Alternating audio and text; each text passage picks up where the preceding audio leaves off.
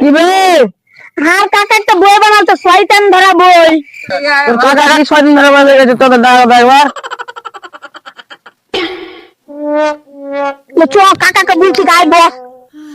ওই যে তুমি না বলে গেছো কি বালের বই যে 1000 টাকা দাম?